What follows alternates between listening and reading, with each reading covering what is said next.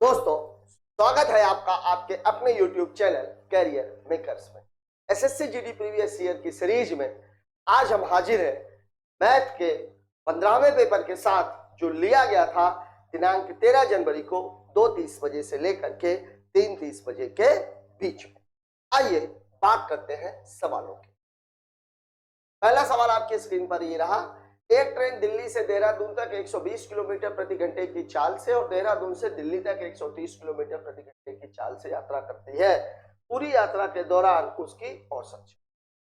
मैंने आप लोगों को बताया था कि अगर एक आदमी एक जगह से दूसरी जगह तक जाता है और पुनः वापस लौट आता है अलग अलग चालों से, तो यहां पर दूरी समान है। और अगर दूरी समान होती है और दूरी दो हिस्सों में बटी होती है तो इसका फॉर्मूला क्या होता है? औसत चाल बराबर हो जाता है, वो हो जाता है 2xy upon x plus Y. यहां पर x की वैल्यू 120 है और y की वैल्यू कितनी, बस आप इसमें पुट कर दीजिए। कितना हो जाएगा? 2 गुणे 120 गुणे 130 बटे, सॉरी आप इसको अलग से लिख लीजिए, चाहे 120 प्लस, अब देखिए कितना हो गया ये, 2 गुणे 120 गुणे 130 बटे 0 से 0 कैंसिल। अब हमें एक बात बहुत अच्छे तरीके से पता है कि 25 में अगर मैं 4 का गुणा कर दूं मुझे 2 0 मिल जाएगा। ठीक है, तो ये 4 का गुणा यहां कर दीजिए, 4 का गुणा। अब ये पूरा मामला कितना हो गया? ये पूरा मामला हो गया 2 गुणे 120 गुणे 13 गुणे 4 और बटे कितना, 100। अब देखिए ये कितना बचा, 12 दूनी 24 और 13 चौके 52, मतलब 24 गुणे 52 बटे 10। 24 दूनी 48, 24 पंचे 120, 120 और 4 124 बटे 10 है। 0 हटा देंगे यहाँ दशमलव, 124.8 और ये है आपका उत्तर।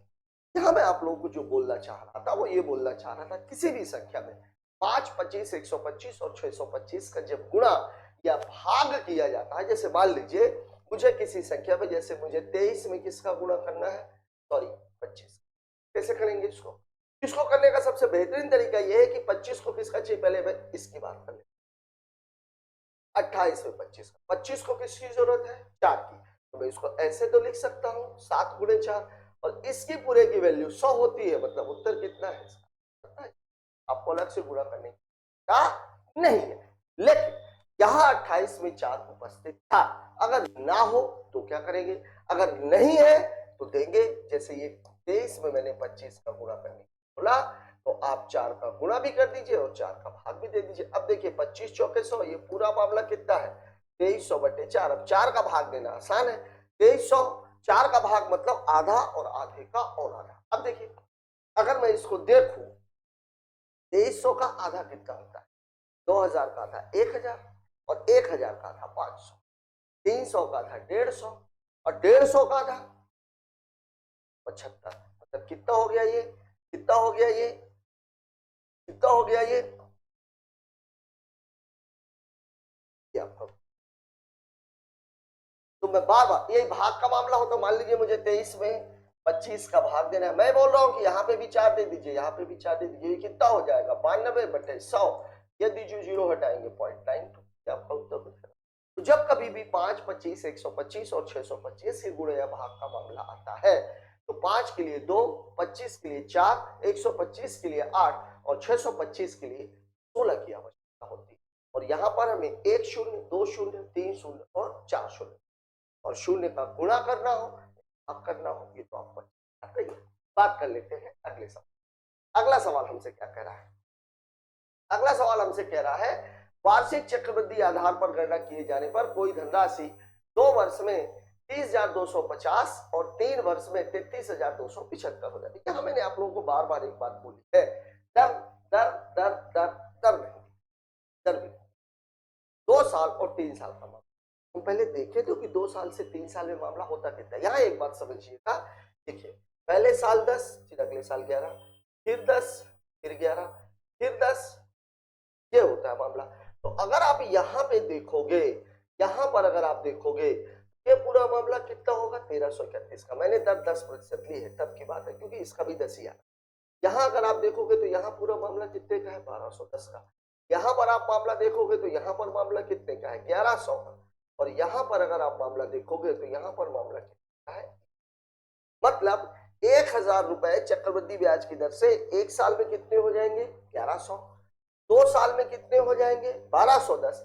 और 3 साल में कितने हो जाएंगे, 1331। अब कई बार ऐसा सवाल दे देता, पहले साल और दूसरे साल का आपको दे दिया और तीसरे साल का, रेशियो निकाल लीजिए। रेशियो अगर यही मिल रहा है मतलब हमें ये पता है कि अगले साल का मामला कितना हो जाएगा, 1331। मान लीजिए 20 वाला मामला होता, सपोज 20 वाला मामला होता, तो ये 20 की घाते 3 और 21, मतलब हमें ये पता है यहाँ पर मामला 8000 का रहेगा और 3 साल के बाद मामला कितने का रहेगा, 9261। अब देखिए दूसरे साल 20 में 21 का गुणा होगा, तो 20 में 21 का गुणा होगा, 21 का गुणा होगा, ये 20 कितनी बार रहेगा, 2 बार आ जाएगा। 2 बार आ जाएगा तो कितना, 2 दूनी 4 और 4 एकम 4 और 4 दूनी, मतलब अगले साल ये कितना हो जाएगा। इसके बाद 21 का 2 बार 441 और 441 में 2 का गुणा होगा, बात समझ रहे हो आप, मैं ये कह, देखिए 20 से 21, फिर 20 से 21 और फिर 20 से 21, तो यहाँ तो ये कंफर्म है कि ये सब 21 है, मतलब यहाँ पर मामला 9261 का रहेगा। यहाँ पर ये भी 20 है, मतलब यहाँ पर मामला कितने का हो जाएगा, 8000 का हो जाएगा। यहाँ पर मामला कितने का है, 4 एकम 4, 4 दूनी 8, 8400 का। यहाँ पर मामला कितने का है, 21 में 21 का गुणा करेंगे 441, 2 एकम 2, 2 चौके 8, 2 चौके 8, 8000, मतलब 8000 मूलधन था, पहले साल 8400 हो जाएगा, अगले साल 8820 हो जाएगा और उसके अगले साल 9000। अब किसी साल का रेशियो दे दिया जाए, अब किसी साल से किसी साल का रेशियो से निकाल सकते हैं, बस 2 लगातार साल बात की जाए।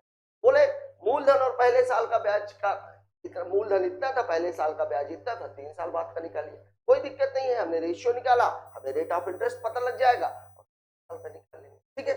तो अभी हम बात कर रहे हैं इस सवाल की।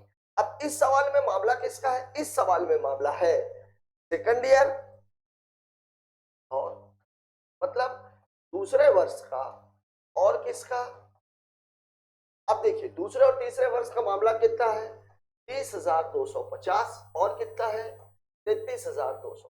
अब देखिए दोनों ही डाटा यहाँ लास्ट में 50 है, यहाँ लास्ट में 75 है, अंतिम के 2 अंक 25 से कट रहे हैं, मतलब पूरी संख्या 25 से कटेगी, ठीक है। 25 से काट लेते हैं, 25 से कम 25, 25 दूनी 50, 25 से कम 25, इधर क्या है 25 से कम 25, 8, 25 तिहाई 75, 7, 25 तिहाई 75, 2 25। अब आप देखिए ये 1210 है और ये कितना है, 1300।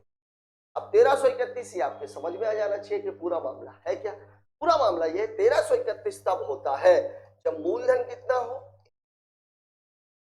और पहले साल कितना हो, 1100 हो, तो अगले साल 1210 और तीसरे साल कितना हो जाएगा, ये 1331।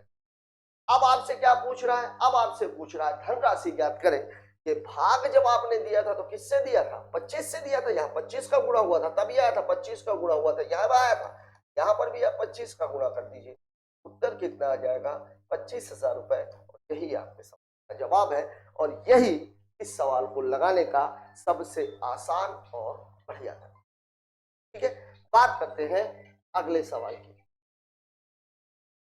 अगला सवाल हमसे क्या कह रहा है, अगला सवाल हमसे कह रहा है 15,000 रुपए के सामान को बेचने पर मतलब बात हो रही है विक्रय मूल्य, रामू को 3,000 रुपए का लाभ हुआ, मतलब ये जो 3,000 का लाभ है ये विक्रय मूल्य पे हुआ है, उसका लाभ प्रतिशत ज्ञात करें। भाई विक्रय मूल्य आपको दिया गया है, विक्रय मूल्य आपको कितना दिया गया है, 15,000 रुपया। लाभ आपको कितना दिया गया है, लाभ आपको दिया गया है 3,000 रुपया। तो क्रय मूल्य बराबर होता क्या है, क्रय मूल्य बराबर होता है विक्रय मूल्य माइनस, मतलब 15,000 माइनस 3,000 बराबर कितना हो जाएगा, 12।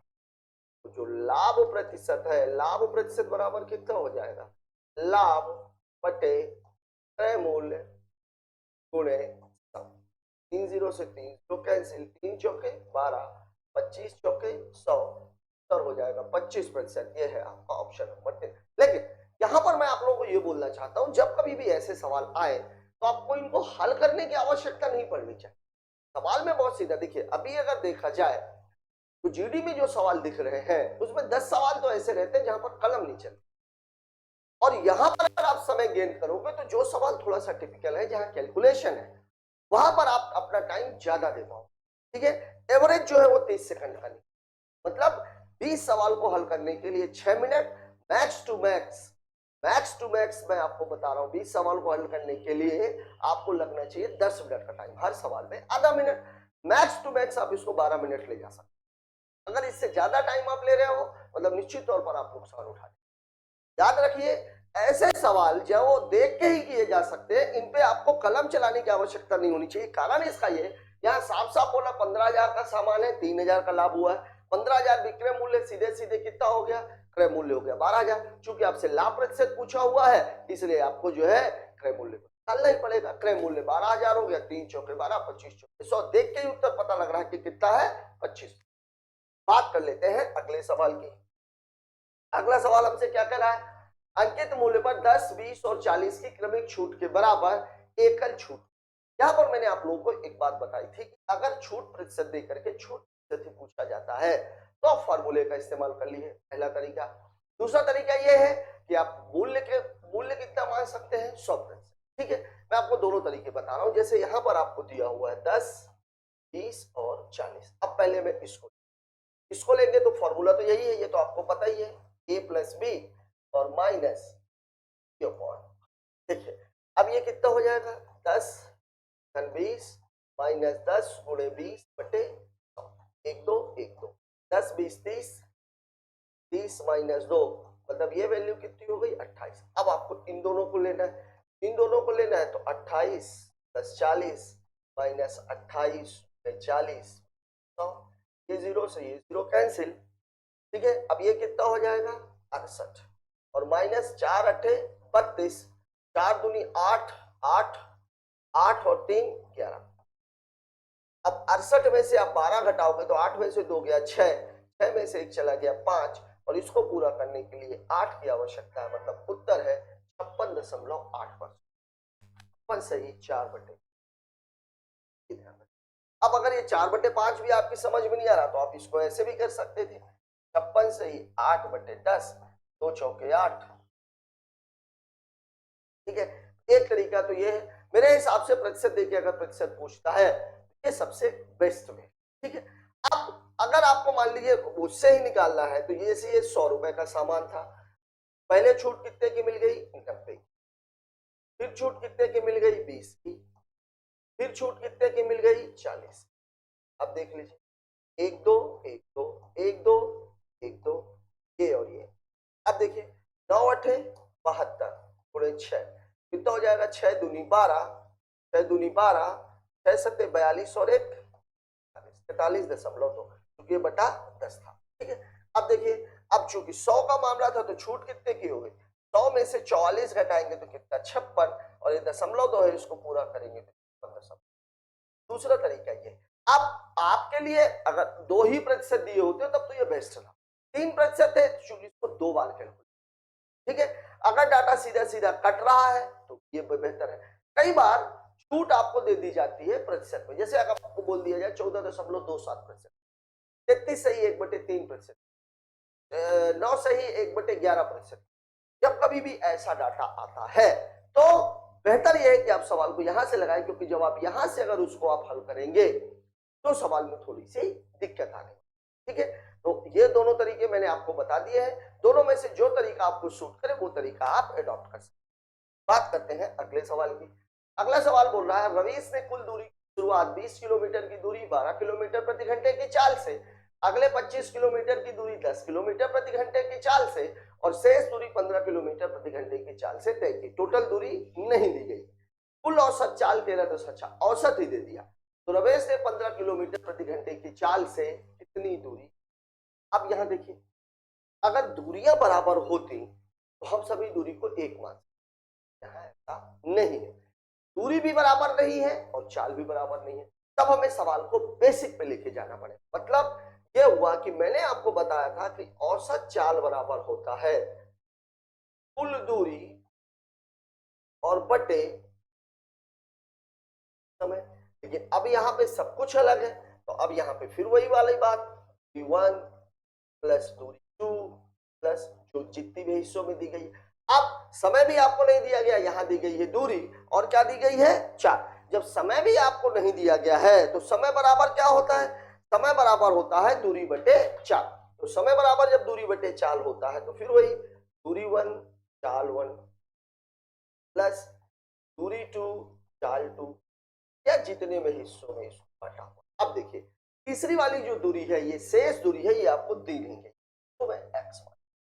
अब देखिए कितना हो जाएगा, ये पहली दूरी कितनी थी, शुरुआती दूरी 20, पहली दूरी है 20, फिर अगली दूरी कितनी है 25, फिर कितनी है 25, अगली दूरी को कितना मान लिया है आपने। अब यहां देखिए 20 बटे कितनी है 12 प्लस अगली वाली कितनी है 25 और चाल कितनी है 10, ठीक है, और प्लस x के लिए चाल कितनी है।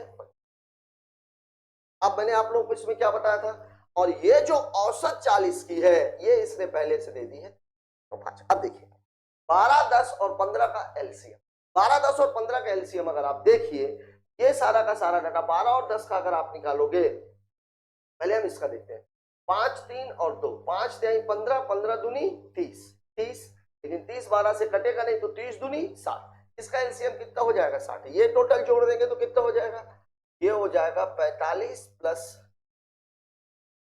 x, ये चाल 1 है, और टोटल जो एलसीएम आया वो कितना आ गया 60 आ गया। ये बटे में था तो ये तो ऐसे ही ऊपर जाना है। अब देखिए 20 तिहाई 60, सॉरी 12 पंचे 60 और 20 पंचे 100, ठीक है, 10 छक्के 60, 25 छक्का 150, 15 चौके 60 और x में कर देंगे तो कितना हो जाएगा, ये आपका डाटा हो गया। या अगर आप इसको और डिटेल में अगर आप हल करोगे तो ये और कितना हो जाएगा, ये 6 पंचे 30, 6 चौके 24 और 3 27, 60 का गुणा इसमें कर दोगे तो ये कितना हो जाएगा 60x, और बटे ये कितना है 250 और प्लस कितना हो जाएगा 4x, और बराबर आपको दिया गया है 13.5। ये मैं दोबारा लिखे दे रहा हूं। अब देखिए इसका गुणा 13.5 में होना है, ठीक है। अब ये कितना हो जाएगा 13.5 में जब हम इसका गुणा करेंगे मतलब 13.5 कितना है, ये 250 प्लस x बराबर ये कितना है 2700 और प्लस कितना है, सॉरी 4x प्लस 60x। अब यहां देखिए जब इसमें इसका गुणा होगा तो ये दशमलव कैंसिल हो जाएगा, तो 25 पंचे 125, 25 तिहाई 75, 75 75 और 12 87, 25 एक 25 और 8 33, ठीक है। इसका गुणा जब इसमें करेंगे तो प्लस 4 पंचे 20, 13 चौके 52 और 2 54 x हो जाएगा। अब यहां देखिए तो कितना है, 2700 और प्लस कितना है 60x। यहां देखिए 54x और 60x के बीच में अंतर कितने का 6x का, 3375 और इसके बीच में अंतर कितने का 675 का, तो x की जो वैल्यू है वो हो जाएगी 675 बटे 6, कितना हो जाएगा 6 कम 6, 6 कम 6, 6 दूनी 12 और 6 पंचे 112, मतलब उत्तर हो जाएगा इसका 112 पॉइंट, ठीक है। ये आपका सवाल, ठीक है। मैंने आपको बार बार बोला है विधि में 2 से 3 क्वेश्चन ऐसे आ रहे हैं जो कैलकुलेटिव है, ठीक है। तो ये जो कैलकुलेशन वाले मामले हैं, अगर आप सरल वाले जो सवाल हैं अगर आप उनको तुरंत लगाने की आदत डाल लेंगे तो यहां के लिए आपको सवाल में कोई दम नहीं है, लेकिन कैलकुलेशन तो है, कैलकुलेशन तो है। बात कर लेते हैं अगले क्वेश्चन की। अगला सवाल हमसे क्या करा, महत्तम, भिन्नों का जो महत्तम है वो क्या होता है। मैंने आप लोगों को ये बात बताई थी कि भिन्नों का एचसीएफ जो भी निकालना है वो ऊपर का निकलता है, अंशों का एचसीएफ और हरों का क्या निकलेगा एलसीएफ। अब देखिए कितना था मामला 3 बटे 8, फिर कितना है 5 बटे 12 और फिर कितना है 15 बटे 16। अब यहां देखिए 3 5 15 का एचसीएफ निकालना है आपको, 8 12 और 16 का एलसीएफ। अब यहां देखिए 3 और 5 दोनों कौन सी संख्या है प्राइम नंबर, अभाज्य संख्या। और कभी भी अगर आपको HCF निकालना हो और दो संख्याएं अभाज्य हो जाए, मतलब एक से ज्यादा संख्या अगर अभाज्य हो जाती है, अगर एक संख्या अभाज्य है या तो वो अभाज्य संख्या ही HCF होगा और या तो HCF एक। लेकिन अगर अभाज्य संख्याओं की संख्या एक से ज्यादा है तब HCF हमेशा ही एक होगा। मतलब यहाँ का जो HCF है ये तो 100% एक है। अब देखिए आपको LCM बनाना है, तो LCM बनाने के लिए क्या चाहिए? 16। 8 का भाग तो इसमें जा रहा है तो 8 का तो हम लेंगे नहीं। देखिए 12 और 16 में इन दोनों का जो HCF है वो 4 होगा। 4 चौके 16, 4 तिहाई 12, मतलब 4 गुणे 3 गुणे 4, तो 4 चौके 16, 16 तिहाई 48। यही आपका HCF है 1/48 और ये दिया हुआ है ऑप्शन नंबर 2 में। मुझे नहीं लग रहा इसमें सीखने की चीज केवल यही थी कि अगर अभाज्य संख्याएं एक से अधिक है तो HCF हमेशा एक हो। ठीक है, बात कर लेते हैं अगले क्वेश्चन की। अगला सवाल हमसे क्या, एक खिलौना अर्धगोले पर लगे शंकु के आकार का है। अगर अर्धगोले पर लगा हुआ है मतलब गोले की त्रिज्या और शंकु की त्रिज्या एक होगी। ठीक है, अर्धगोले की त्रिज्या और शंकु की त्रिज्या दे दिया 7 सेंटीमीटर। ठीक है, शंकु की ऊंचाई 5 सेंटीमीटर है। खिलौने का कुल पृष्ठीय क्षेत्रफल ज्ञात करें। पहले खिलौना है कैसा? ये है एक अर्धगोला और इसी के ऊपर उसने बना दिया है शंकु। ये है इसका पॉइंट। ये वाले की जो ऊंचाई है, ऊंचाई कितनी दी गई है? 5, और ये जो त्रिज्या है दोनों की, ये कितनी दी गई है यहां तक? अब ये अर्धगोले की भी त्रिज्या होगी और ये शंकु की भी त्रिज्या होगी। अब अगर मुझे क्या निकालना है? खिलौने का कुल पृष्ठीय क्षेत्रफल निकालना है, तो मुझे क्या निकालना पड़ेगा? अर्धगोले का पृष्ठीय क्षेत्रफल, अर्धगोले का पृष्ठ क्षेत्रफल और प्लस शंकु का पृष्ठ क्षेत्रफल। अब यहां देखिए अर्धगोले का जो पृष्ठ क्षेत्रफल होता है, कौन सा पृष्ठ क्षेत्रफल निकालना है? कुल पृष्ठ क्षेत्र। ये बाहर बाहर की बात हो रही, अंदर की तो बात हो ही नहीं रही है। अंदर की तो बात हो ही नहीं रही। क्यों? क्योंकि अब ये खिलौना तो अंदर तो आप देख ही नहीं सकते। अगर मैं मान लीजिए ये शंकु अगर ऐसा होता, ये ऐसा अगर बना होता, तब आपको ये बाहर बाहर का भी निकालना पड़ता और ये अंदर वाले का भी निकालना पड़ता। लेकिन अब चूंकि इसके साथ जो है उसने इसको जोड़ दिया, इसको जोड़ दिया, तो अब ये वाला जो हिस्सा है इसका आपको निकालने की जरूरत नहीं। अब किसका निकलेगा? अब जो निकलेगा वो निकलेगा इसका, यहां पर। और ये पूरा का पूरा क्या है? ये पूरा का पूरा है वक्र पृष्ठ का क्षेत्र। क्या है? वक्र पृष्ठ। तो ये बात याद रखिएगा कि हमें निकालना क्या है? वक्र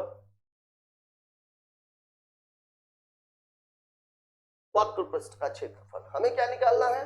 वक्र। अच्छा ये दिख ही नहीं रहा है, ये वाली लाइन नजर ही नहीं आ रही है। नजर नहीं आ रही तो कौन सी लाइन नजर आ सकती? हो सकता है ये वाली दिख वाला, बात कर रहा हूं मैं। तो अब हमें निकालना क्या है? हमें निकालना है वक्र पृष्ठ।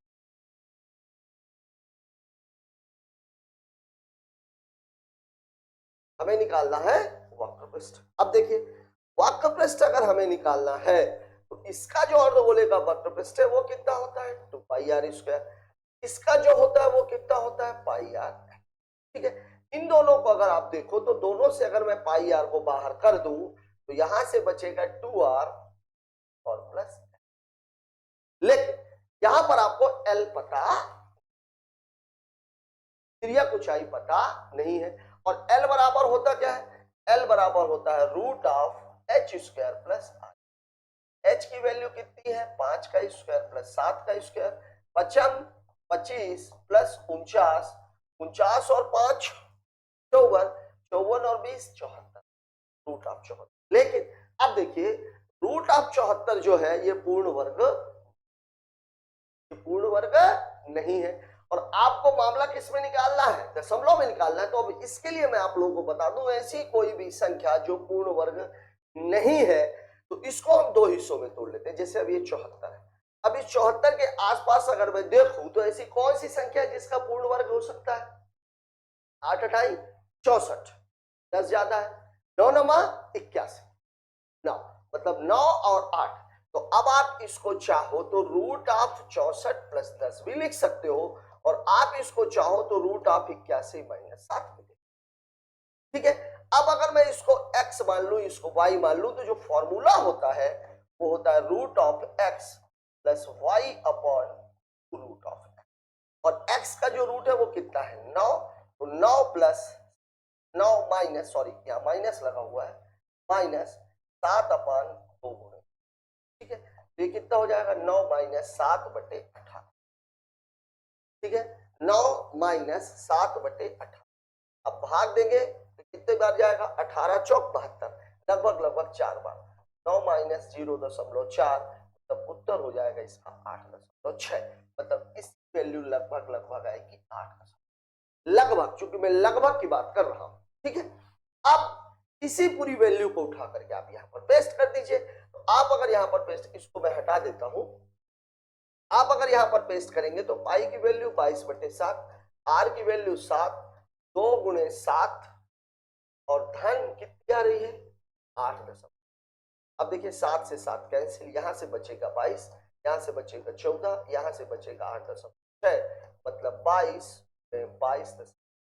22 छक्का 132, 2 13, 22 दूनी 44, 44 44 3 47, 10 57, 7 5, 22 दूनी 44, 44 और 5 49, 497.2 के आसपास आना चाहिए है। कहां गड़बड़ हो गई भाई?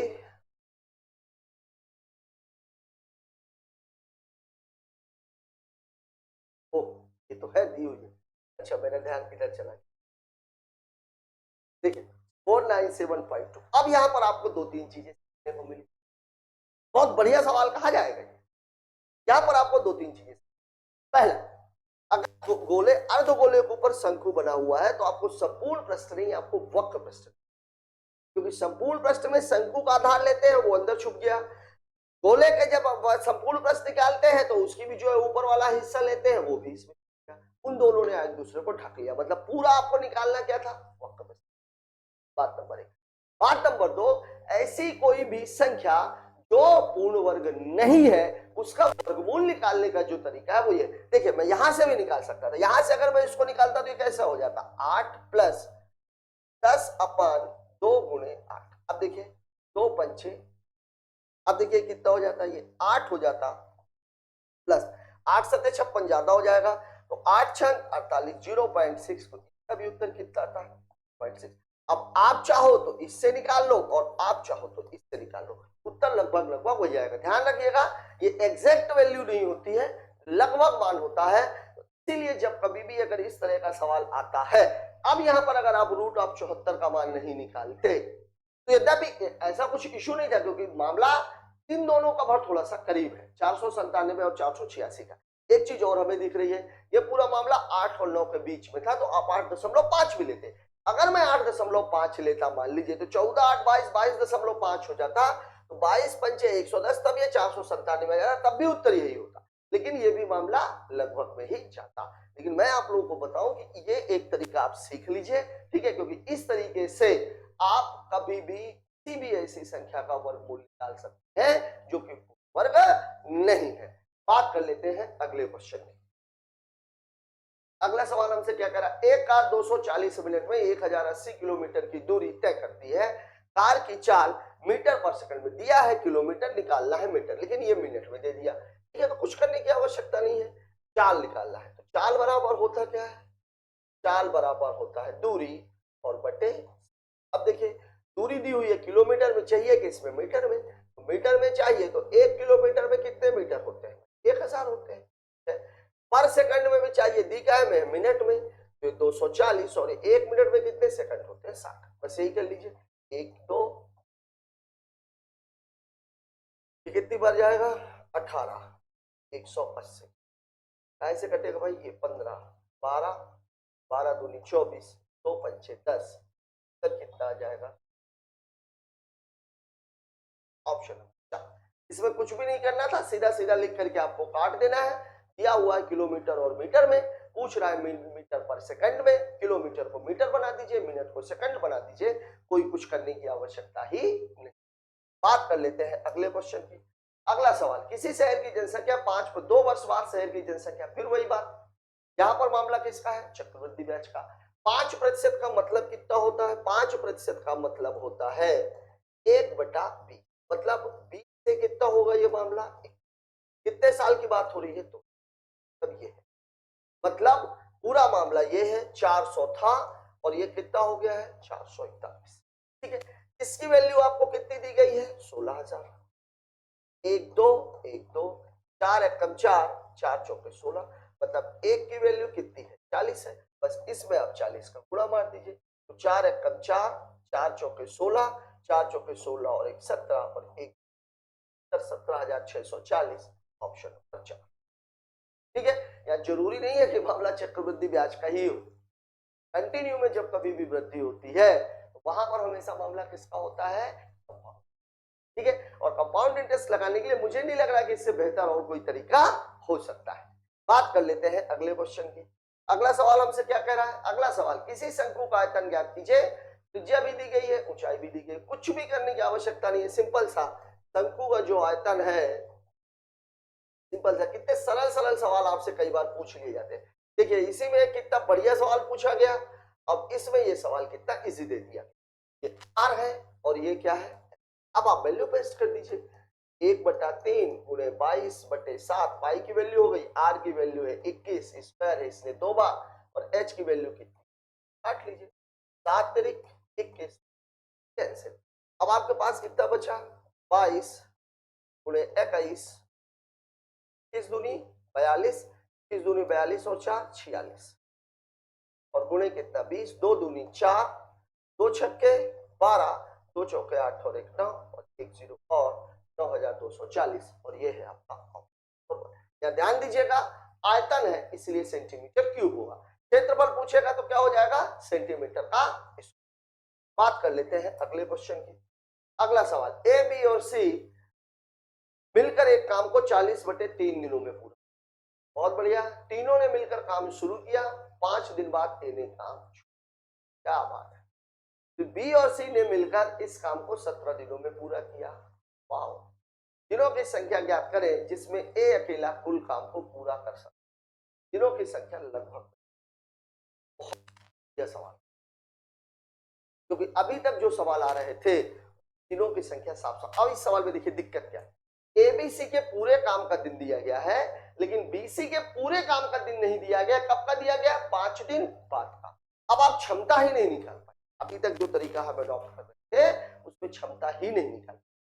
टाइम एंड वर्क में यद्यपि एक आध सवाल में ऐसा आया है जहां पर मैंने वो तरीका समझाया है। टाइम एंड वर्क में एक बात मैं आज आपको और समझाना चाह रहा हूं, जैसे ए किसी काम को मान लीजिए 20 दिनों में कर रहा है और बी उसी काम को मान लीजिए 25 दिनों में कर रहा है, तो इसकी जो क्षमता है इसको मैं ऐसे भी कह सकता हूं, 1/20 और 1/25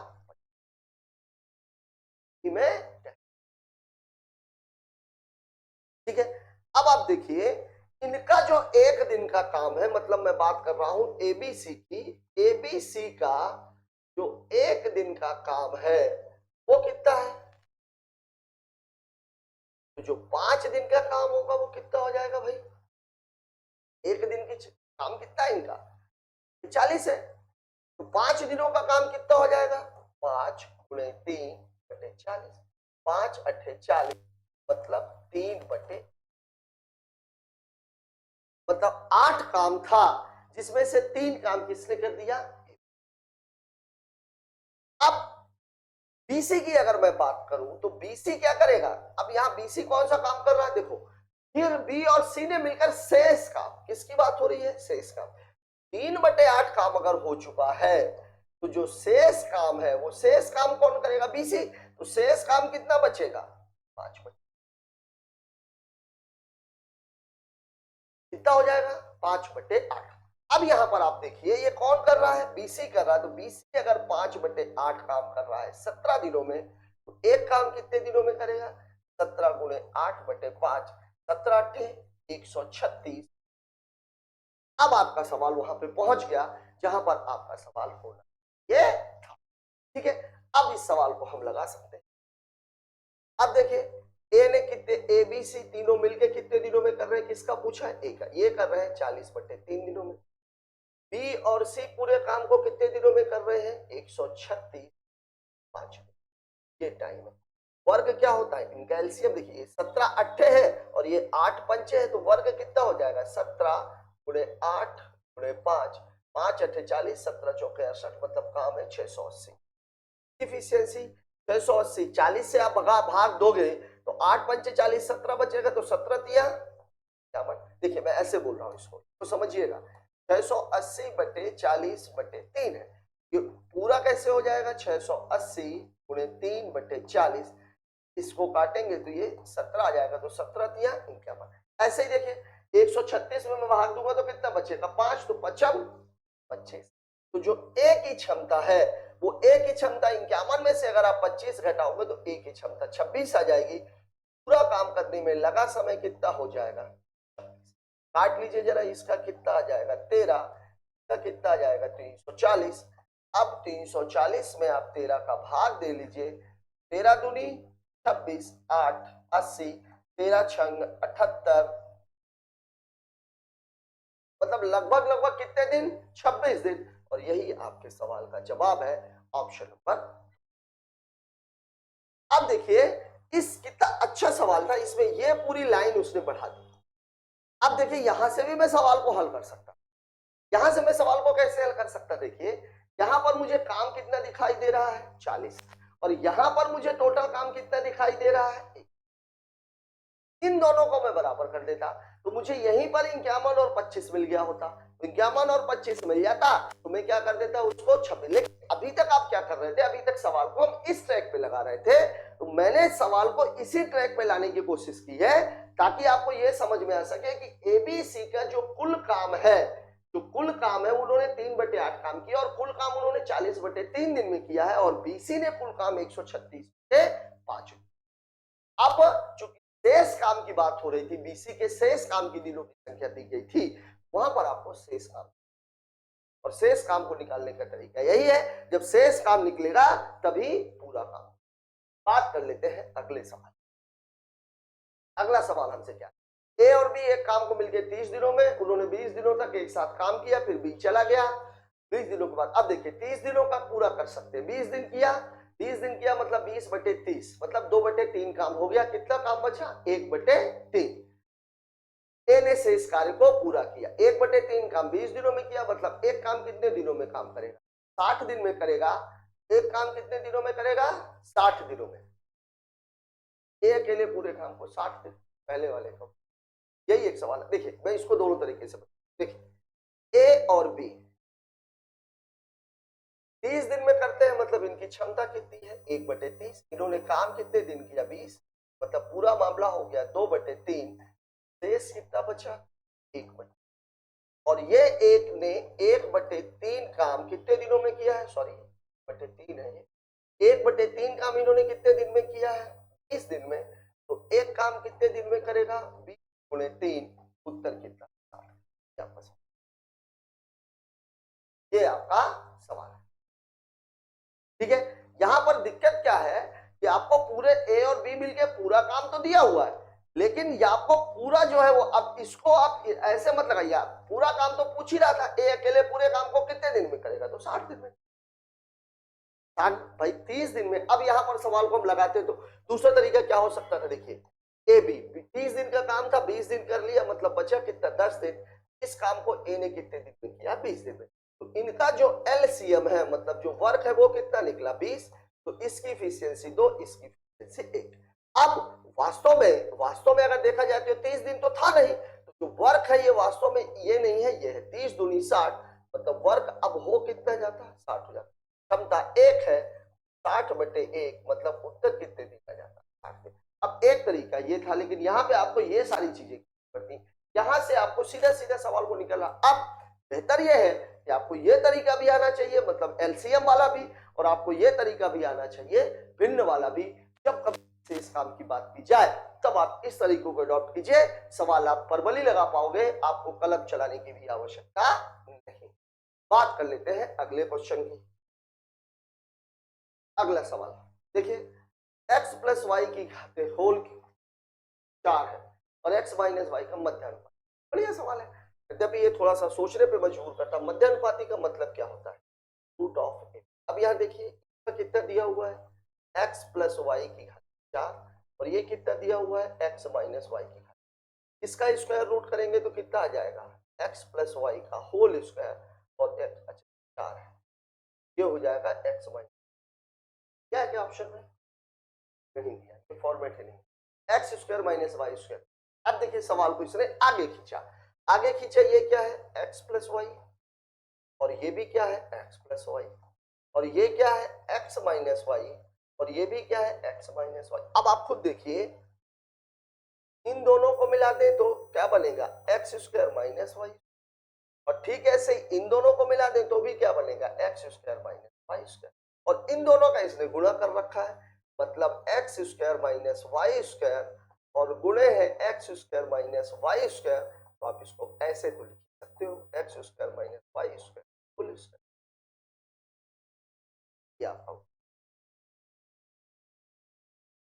बात कर लेते हैं अगले सवाल की। सवाल को थोड़ा सा उसने आगे खींच दिया है, ये वाला कलर उतना बढ़िया दिखने। ठीक है, पहली संख्या का 75% दूसरी संख्या के 60% के बराबर है। पहली संख्या और दूसरी संख्या का अनुपात 15 पन्ना 75, 15 चौके 60, 4 अनुपात 3, 4 अनुपात 3।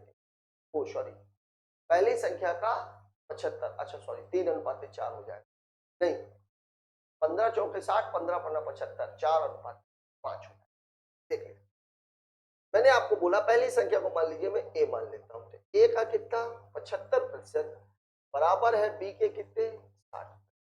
अब दोनों का अनुपात पूछा हुआ है तो मैं इसको ऐसे तो लिख ही सकता हूं, ये कितना हो जाएगा 60% अनुपात 75, 15 चौके 60, 15 पन्ना 75, 4 अनुपात 5, ये है आपका ऑप्शन।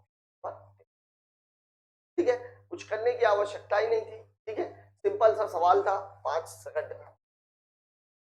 बात करते हैं अगले सवाल की। ओम ने पिछले वर्ष की तुलना में अपनी बेकरी के लिए 12% अधिक बाजरा आटा मंगवाने का निर्णय किया। यदि एक वर्ष पिछले वर्ष उसने 240 केजी ऑर्डर किया था तो इस वर्ष उसे कितने बाजरा। अब देखिए 12% अधिक, इसकी वैल्यू का मतलब क्या है? 12% अधिक का मतलब हुआ 100 प्लस 12, इसका मतलब 112% और 112% का मतलब होता है गुणे 1। ऐसा सवाल है। अब पहले वैल्यू कितनी थी 240 थी, इसमें 12 की वृद्धि हो गई मतलब 1.12 की वृद्धि करनी है। तो ये दशमलव यहां से हट के यहां पहुंच जाएगा। 24 दूनी 48, 8 4, 24 से कम 24 4, 28 की 8 2, 24 से कम 24 और 2 26, 268.8 केजी। तो ये है आपका ऑप्शन। देख रहे होंगे आप कि कुछ सवालों में तो अच्छा खासा कैलकुलेशन दे रहा है, लेकिन कुछ सवाल बिल्कुल ऐसे हैं जहां पे सिंपल आपको एक सिंगल लाइन का बोलना पड़ता है। ये आप देख रहे होंगे भी कई सारे सवालों में। यही मैं एक चीज बता रहा हूं कि जो क्वेश्चन पेपर है उसमें वो वैरायटी को मेंटेन करता है ताकि आपका जो एवरेज टाइम है वो एवरेज टाइम 30 सेकंड है। अब एवरेज टाइम 30 सेकंड कैसे आएगा? कुछ सवाल आपके ऐसे हैं जो 1 मिनट से भी ज्यादा का समय ले लेंगे, तो कुछ सवालों को आपको 5 सेकंड से 10 सेकंड में। अब मान लीजिए अगर मैं देखूं कि अगर देखा जाए 30 और 30 दो सवालों में 60 सेकंड का टाइम लगना चाहिए था, एक सवाल अगर आपने 5 सेकंड में कर लिया मतलब अगले सवाल के लिए आपको 25 सेकंड एक्स्ट्रा मिल गए, मतलब 55 सेकंड। अब आइए बात करते हैं अगले सवाल की। अगला सवाल हमसे क्या कह रहा है? अगला क्वेश्चन, एक अलमारी 14,360 रुपए में लाई गई मतलब क्रय मूल्य की बात। परिवहन पर 240 रुपए खर्च किए गए, ये भी क्रय मूल्य में जोड़ दिया जाएगा और 15% का लाभ। यह मैंने आप लोगों को एक बात बताई थी, किसी भी सामान को बेचने के पहले उस सामान पर जितना भी खर्चा किया जाता है, चाहे वो उसके रिपेयरिंग में हो, चाहे वो उसकी पैकिंग में हो, पेंटिंग में हो, डेंटिंग में हो, ट्रांसपोर्टेशन में, जो भी खर्चा होगा वो सबका सब क्रय मूल्य में जुड़ता है। तो यहाँ पर आप देखिए जो आपका क्रय मूल्य है वो कितना हो जाएगा 14,360 में, तो उसने खरीदा ही 240 उसने और खर्चा कर दिए। अब देखिए 6 4 10, एक जीरो तो पहले से ही है, 3 2 5 1 6, मतलब सामान का जो क्रय मूल्य है वो कितना हो गया 14,600। अब देखिए 15% का लाभ। अब यहां आपके दिमाग में तुरंत आना चाहिए 115% और इसका मतलब होता है 1.1 का गुणा। अब यहां देखिए गुणे 1.15, ये दशमलव कैंसिल, ठीक है। अब यहां पर आप देखिए थोड़ा सा, अगर आपको कैलकुलेशन आपको आता है तो आप इसको ऐसे लगाएंगे 146 और 115। देखिए ये कितना है, 46 ज्यादा है, ये कितना है 15 ज्यादा, 15 छक्का 90, 15 चौके 60 और 9 69, एक अंक ये 6 5 11 14 1 15 161 में ये जुड़ जाएगा 16,700, ये उत्तर हो जाएगा ऑप्शन नंबर 4। एक तरीका तो ये है गुणा करने का। दूसरा तरीका एक चीज और भी हो सकती है, 146 गुणे 100 प्लस 15। अब देखिए 100 का गुणा करेंगे तो ये कितना हो जाएगा 14,600 और प्लस 15 का तो 15 छक्का 90, 15 चौके 60 और 9 69, 15 एकम 15 और 6 21, ये तो पूरा 90 ही हो जाएगा, ये 90 हो गया, 6 और 1 7, 14 और 2 16 7। अब आप उसको 1 1 5 लिख करके गुणा मत करिएगा, सवाल को गुणा करने का तरीका या तो आप ये वाला अडॉप्ट करिए या तो आप वो, ठीक है। बात कर लेते हैं अगले क्वेश्चन की। अगला सवाल हमसे क्या कह रहा है, किसी कारखाने में सभी श्रमिकों का औसत वेतन, सभी श्रमिकों का 3,000 रुपए। इन श्रमिकों में से, मतलब अधिकारियों को अलग से नहीं रखा गया, श्रमिकों में ही शामिल है, 12 उच्च अधिकारी हैं और उनका औसत वेतन कितना है 12,000, ठीक है। शेष श्रमिकों का औसत वेतन ₹2,500। उसके अलावा श्रमिकों की कुल संख्या, यहां पर श्रमिकों की कुल संख्या का मतलब हुआ अधिकारी और प्लस अगर, क्योंकि सवाल में आपको जो बोला गया वो क्या बोला, इन श्रमिकों में, मतलब उच्चाधिकारियों को भी श्रमिक ही माना गया। आजकल की मल्टीनेशनल्स में सभी एम्प्लॉय माने जाते हैं, ऑफिसर है, काम है, उसका पद है, उसको सैलरी ज्यादा मिलेगी, लेकिन बिना वो एम्प्लॉय में ही जाएगा, वहां कोई बॉस नहीं होता। अभी इस सवाल में जो आपको बोल रहा है वो ये बोल रहा है, देखिए यहां पर है अधिकारी, अधिकारियों का वेतन कितना है 12,000, संख्या इनकी मान लीजिए कितनी है, संख्या में थोड़ा अलग कलर से लिखते हैं, ठीक है। अब देखिए यहां पर है शेष कर्मचारी, शेष मैं इसलिए लिख रहा हूं कि अधिकारी भी उसमें शामिल है, इनका वेतन कितना है और इनको मिलाने के बाद जो सभी का वेतन हो रहा है वो हो रहा है बस 3,000 में से 2,500 घटेगा, कितना बचेगा 500, 12,000 में से 3,000 घटेगा तो कितना आ जाएगा 9,000, 2 जीरो इसके 2 जीरो इसके, 5 एक कम 5 18। अब कुल श्रमिक पूछ रहा है, मतलब इन दोनों के योग की बात। अब देखिए ये टोटल श्रमिक कितने हैं, टोटल श्रमिक कितने हैं, और यहां जो संख्या दी गई है वो किसकी संख्या है, एक की, मतलब 1 बराबर कितना है 12, तो 19 बराबर कितना हो जाएगा 19 गुणे 12, 12 नहीं है 108 और 12 एक कम 12 और 10 22, क्या उत्तर हो जाएगा ऑप्शन पर 3। ध्यान दीजिएगा 18 का गुणा वाला भी शायद इसमें दिया हो, 18 का गुणा वाला 228 216, देखिए 216 भी है ऑप्शन में, लेकिन सवाल आपको बोला इन श्रमिकों में 12 उच्चाधिकारी है, मतलब जो अधिकारी है उनकी संख्या भी श्रमिक में करनी है, और लास्ट में आपको पूछ रहा श्रमिकों की कुल संख्या, कुल संख्या का मतलब अधिकारियों की संख्या और उनके अलावा जो बचे हुए श्रमिक है उनकी संख्या। बात कर लेते हैं अगले सवाल की। अगला सवाल हमसे क्या कर रहा है, एक चादर का अंकित मूल्य उसके लागत मूल्य से 14% अधिक है, ठीक है, अंकित मूल्य पर 14% की छूट। अब ये देख लीजिए यहां पर भी सवाल थोड़ा सा कैलकुलेटिव हो गया, 14% की छूट का मतलब होता है मामला कितने का 86% का, मतलब गुणा कितने का होगा 0.8, ये बात आपको याद रखनी है, ठीक है। अब क्या बोल रहा है, लागत मूल्य, अंकित मूल्य लागत मूल्य से, देखिए सीपी है और अंकित मूल्य, देखिए सीपी अगर 100 है ये 14% अधिक है, मतलब ये 114, अगर आप निकालेंगे तो ये 50 है और ये कितना है 57। अंकित मूल्य पर वैसे भी अगर छूट की भी बात कर दी गई होती, सीधा सीधा बोल देता कि 14% की छूट जाती है, तो छूट हमेशा किस पर मिलती है, छूट हमेशा किस पर मिलती है। अब यहां देखिए 57 पे उसने कितने की छूट मिल गई 14 की। अब चाहे तो आप इसका 14% निकाल लीजिए और चाहे तो आप इसका 86% निकाल लीजिए। अब अगर मैं इसमें मान लीजिए मेरे को 0.86 का गुणा करना है, मतलब 57 गुणे 0.86, अगर मुझे गुणा करना हो तो मैं कैसे करूंगा, मैं ये करूंगा, इसको मैं लूंगा 50 + 7 और इसमें मैं गुणा कर दूंगा 86 का, 50 का गुणा मतलब 2 का भाग, 2 चौके 8 2 तिहाई 6 और 2 तो 0, और 7 का गुणा करूंगा तो कितना आ जाएगा 7 × 42, 7 × 8 = 56, 56 और 4 जोड़ेंगे तो कितना आ जाएगा 43 और 6 49, और ये 0 2 और लास्ट में लग जाएगा। मतलब पूरा मामला ये कितना हो गया, इसकी वैल्यू कितनी है 49 पॉइंट। अब यहां देखिए सामान था कितने का 50 का, छूट के बाद वो बिका कितने का 49.2 पैसे। अब यहां पर अगर आप देखिए तो यहां पर हो क्या रही है, हानि हो रही है। क्यों? क्योंकि क्रय मूल्य ज्यादा है, विक्रय मूल्य कम है। अगर मैं इन दोनों के अंतर की बात करूं कितना हो जाएगा, ये 50 माइनस 49.08 मतलब ये कितना आ जाएगा 0.98। देखिए जब कभी भी ऐसा घटाना हो तो 49 को मैं 50 मान लेता हूँ, 50 में से 50 गया 0, और 2 को पूरा बनाने के लिए 100 बनाने के लिए मुझे किसकी जरूरत है 98 की। अब ये इसको हानि हो गई है, आपसे पूछ क्या रहा है हानि प्रतिशत, तो हानि प्रतिशत कितना हो जाएगा भाई, तो हानि प्रतिशत हो जाएगा, हानि कितने की है 0.98 की, कितने पर 50 पर, गुणे कितना है 100, 2 जीरो और ये कैंसिल। ठीक है, अब देखिए इसका जीरो हटाएंगे, ये 5 कम 5 कितना बचेगा 4, 5 नमा 45, 5 छक्का 30, 1.96% की क्या हो रही है हानि हो रही है, और ये है आपका ऑप्शन नंबर 4।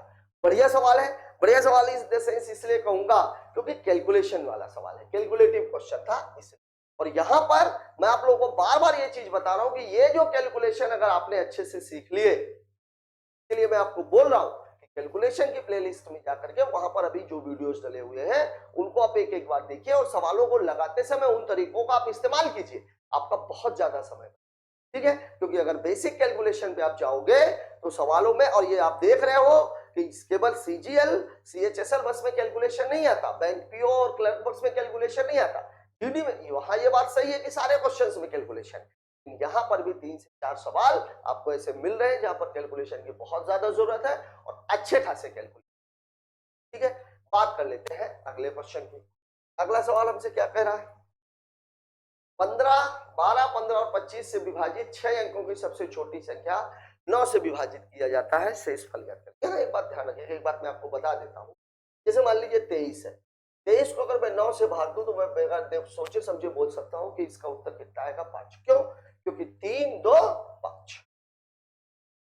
अगर मान लीजिए 17 है, 17 को अगर मैं 9 से भाग दूंगा तो शेष कितना आएगा 8। या मान लीजिए मैं ऐसे बोल देता हूं 2, 30, 38, 40, इसको 9 से भाग देके मुझे शेष निकालना है, तो मैं क्या करूंगा 3, 2, 5, 8, 5, 13, 13, 4, 17, और 17 का मतलब होता है 8। आप इसको भाग देके देख लीजिए, इसका शेष 8 ही है। ठीक है, तो जब कभी भी 9 से भाग देकर के शेष निकालने की बात हो तो आप कुछ मत कीजिए, अंकों का आप निकाल सकते। ठीक है, बात करते हैं इस सवाल की। 12, 15 और 25 से विभाजित 6 अंक की सबसे छोटी संख्या, 6 अंक की सबसे छोटी संख्या तो ये होती, और इससे विभाजित मतलब इसका आपको क्या निकालना है, इसका निकालना है 12, 15 और इसी पे ध्यान जाएगा, इस पे ध्यान जाएगा तो कितना 5 गुणे 5, 15 बनाना है चाहिए, 12 बनाना है तो 4 चाहिए, 5 चौके 20, 5 तिहाई 15। ठीक है, तो ये कितना हो जाएगा,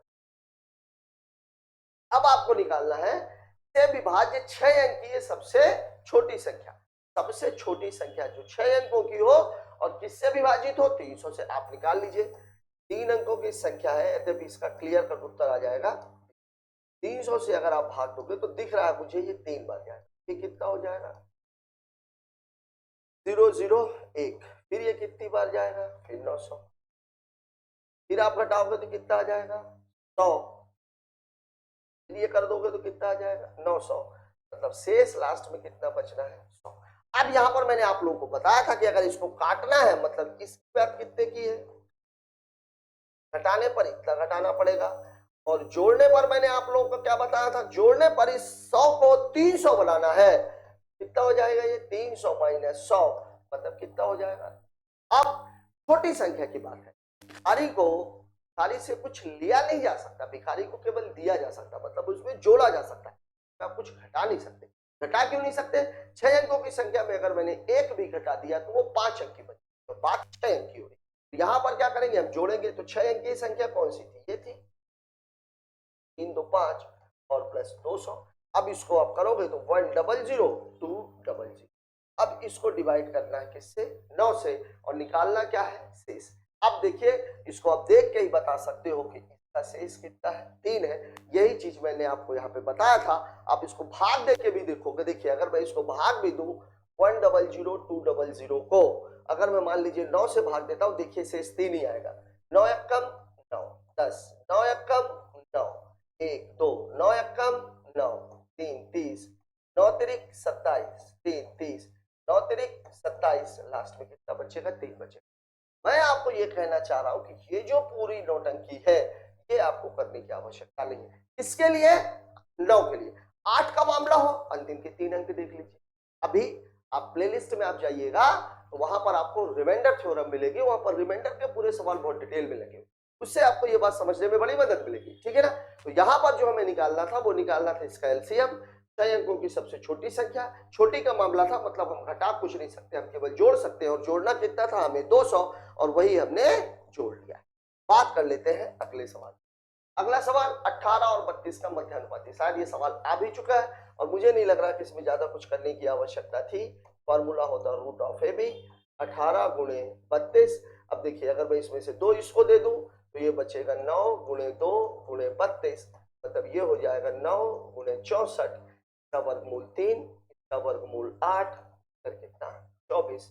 यही आपके सवाल का जवाब है, ऑप्शन नंबर 1। कुछ लोग ऐसे भी बोलेंगे कि इसको हमने ऐसे क्यों नहीं कर लिया, 18 दूनी 36, 18 तिहाई 54 और 3 57, ये भी कितना होता है 24। मैंने इसको डिटेल में आपको इसलिए समझाया कि जैसे ही डाटा आप देखो आपके दिमाग में आ जाना चाहिए। 18 देखो तो आप देखो ये 18 के आगे पीछे कुछ है जो वर्गमूल बन सकता है, कुछ जो गुणा करने से या भाग देने से। 32 में यही हाल है। 32 को अगर मैं 2 दे दूं तो वो 64 बन जाएगा, 8 का वर्गमूल मतलब 8 का वर्ग हो गया। और 18 में से अगर मैं 2 बाहर निकाल दूं तो 9 बन जाएगा, और 9 किसका है। ठीक है, उत्तर कितना। अगला सवाल साथियों, यहाँ पे आकर के हमारा ये पेपर खत्म होता है। अगर मेरे नजरिए से देखा जाए तो ये पेपर काफी अच्छा था। काफी अच्छा इसलिए था कि एक टाइम एंड वर्क का सवाल काफी अच्छा था। दूसरा एक आपका प्रॉफिट एंड लॉस वाला जो क्वेश्चन था काफी अच्छा था। ठीक है, एक मध्यानुपाती में भी उसने एक अच्छा सवाल दिया, और कुछ एक सवालों में छोटे छोटे उसने कैलकुलेशंस दिए, क्योंकि वहां पर टाइम गेन वही बच्चा कर पाया होगा जिस बच्चे के पास कैलकुलेशन की थोड़ी अच्छी रही होगी, जिसकी प्रैक्टिस। आज का ये पेपर आपको कैसा लगा, और हमारी जो वर्तमान की सीरीज है जिसमें आपको हिंदी, मैथ, रीजनिंग और इसके अलावा हम साइंस की भी जो सीरीज चला रहे हैं वो आपको कैसी लग रही है, कमेंट बॉक्स में जाके जरूर बताएं। ठीक, मिलते हैं कल एक नए पेपर के साथ, तब तक के लिए जय हिंद।